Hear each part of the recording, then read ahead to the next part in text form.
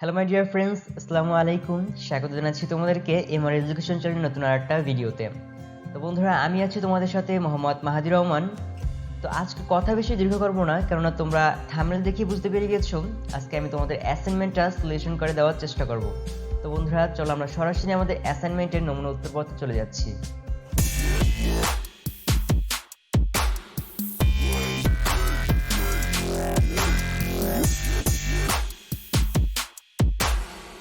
তো বন্ধুরা, প্রথমে আমাদের অ্যাসাইনমেন্টের কোশ্চেনটা পড়তে হবে। কোশ্চেনে কি বলা হয়েছে সেটা আমাদের আগে বুঝতে হবে।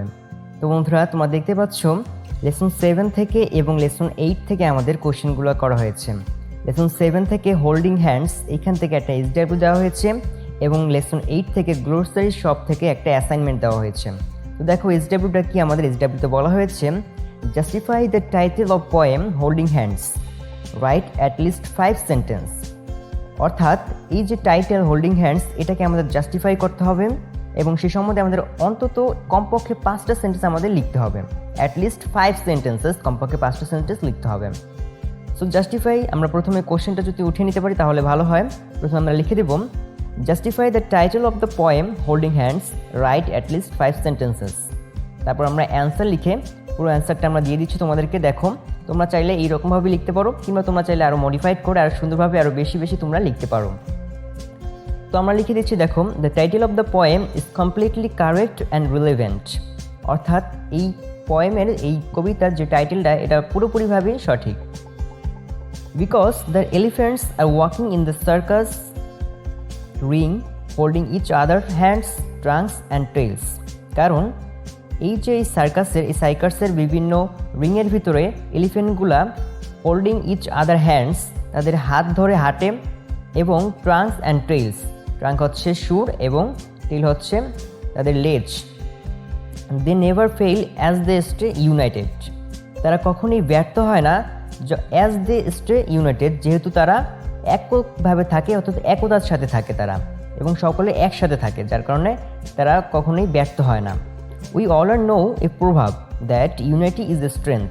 আমরা সকলে একটা প্রভাব জানি, সেটা হচ্ছে ইউনাইটি ইজ এ স্ট্রেংথ, একতাই বল। লাইক দ্য এলিফেন্টের মতো, ইফ উই স্টে ইউনাইটেড, আমরা যদি এলিফেন্টের মতো একসাথে থাকি, ইউনাইটেড থাকি, একতাভাবে থাকি, we will succeed for sure, আমরা অবশ্যই জীবনে সফল হব। So the title of the story is justified with the poem. তাই বলা যায় যে এই টাইটেল অফ দ্য স্টোরি, এটা জাস্টিফাই হয়েছে এই পোয়েমের সাথে, অর্থাৎ এই কবিতাটার সাথে।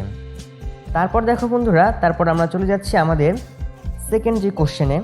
সেকেন্ড কোশ্চেনটা আমাদের অ্যাসাইনমেন্টে বলা হয়েছে, দেখো, লেসন 8 থেকে grocery shop, have you ever visited any grocery shop?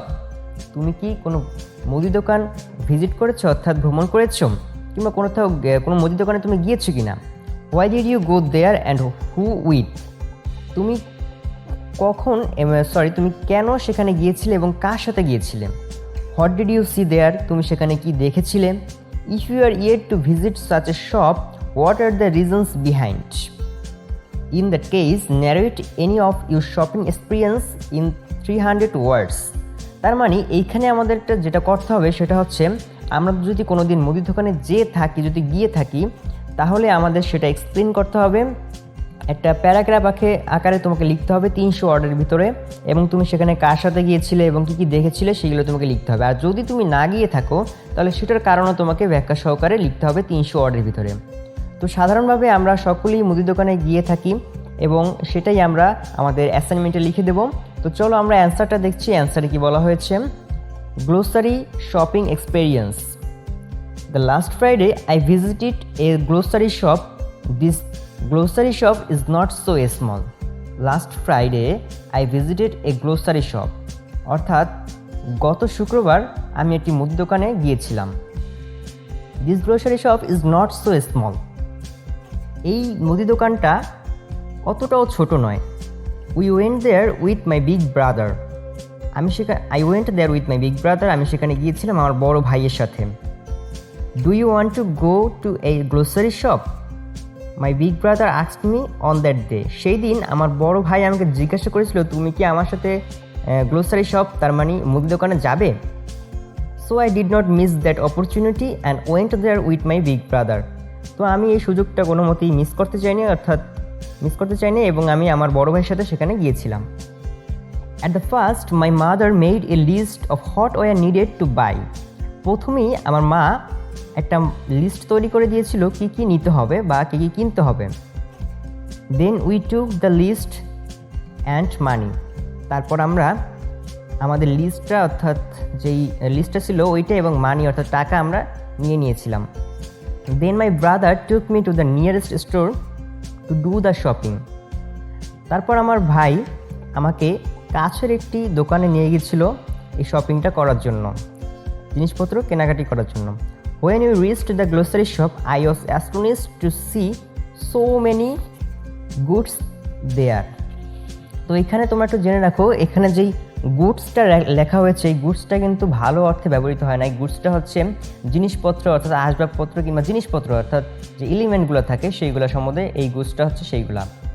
তো আমি প্রথমেই when I reached the grocery shop, আমি যখনই গ্রোসারি শপ মুদি দোকানে গিয়েছিলাম তখন আমি আশ্চর্য হয়েছিলাম অনেকগুলো জিনিসপত্র দেখে সেখানে। There were potatoes, tomatoes, onions, garlics, milk, salt, sugar, carrots, eggs, oils, biscuits, banana, cucumber, chocolates, chili and different types of fruits and vegetables, etc. তার মানে এইখানে আমরা পটাটো, টমেটো, তারপর হচ্ছে পেঁয়াজ, গার্লিক, রসুন, মিল্ক, তারপর হচ্ছে সল্ট, লবণ, তারপর সুগার, চিনি, ক্যারোটস, এগস, অয়েল, এগুলো সব কিছু দেখেছিলাম। তার সাথে অনেক ধরনের ফ্রুটস অর্থাৎ ফল দেখেছিলাম এবং শাকসবজিও দেখেছিলাম। There were 3 salesmen in that shop. এই দোকানে 3জন সেলসম্যান অর্থাৎ 3জন বিক্রেতা ছিল।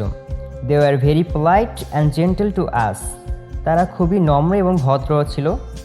One of them said to my brother, তার মধ্যে একজন আমার ভাইকে জিজ্ঞাসা করেছিল, How can we help you, sir? আমরা আপনাকে কিভাবে সাহায্য করতে পারি? Actually, we went there to buy some ingredients for making pudding. সম্ভবত আমরা সেখানে গিয়েছিলাম কিছু জিনিসপত্র কিনতে, কিছু দ্রব্য সামগ্রী কিনতে for making pudding তৈরি করার জন্য। So my brother took 6 pieces of eggs, 1 kg of flour and half kg of sugar. তাই আমার ভাই 6টা ডিম নিল, 6 পিস ডিম নিচ্ছে, 1 কেজি ফ্লোর হচ্ছে আমাদের আটা এবং হাফ কেজি অফ সুগার, আধা কেজি চিনি নিয়ে নিল। We had to wait for a while as there are many customer. আমরা সেখানে কিছুক্ষণ অপেক্ষা করলাম যতক্ষণ না পর্যন্ত যেহেতু অনেক কাস্টমার ছিল, অনেক ধরনের ক্রেতা ছিল, যার কারণে আমরা সেখানে অপেক্ষা করতে হলো। But I did not feel tired as I was seeing everything with much interested. আমি কোনো মতেই হাঁপিয়ে যাইনি, কেননা আমি সবগুলো জিনিস খুবই আন্তরিকভাবে দেখতেছিলাম। So when it came to our turn, যখনই আমাদের সময় চলে আসলো, we took all the goods and put them in a jute bag. এবং আমরা সকল দ্রব্য সামগ্রী নিয়ে নিলাম এবং সেটা পাটের ব্যাগে রেখে দিলাম। Because we all know that plastic bags are prohibited. কারণ আমরা সকলেই জানি যে প্লাস্টিকের ব্যাগ নিষিদ্ধ। It is very much dangerous for our environment. এটা খুবই বিপজ্জনক আমাদের পরিবেশের জন্য। Afterward, we paid for the goods and started running back towards home. তারপরে আমরা আমাদের যে দ্রব্য সামগ্রী নিলাম সেটা আমরা পেইড করে দিলাম, তার টাকাটা পেইড করে দিলাম অ্যান্ড স্টার্টেড এবং হাঁটা শুরু করলাম আমাদের বাড়ির দিকে। My brother and I had a lot of chats on the way to our home. যখন আমরা আমাদের বাড়ির দিকে যেতেছিলাম তখন আমি আমার ভাইয়ের সাথে অনেক ধরনের গল্প করেছিলাম। Finally we came back home and made pudding. অবশেষে আমরা বাসায় চলে আসলাম এবং পুডিং তৈরি করে ফেললাম। That visit to A grocery shop was a new experience for me.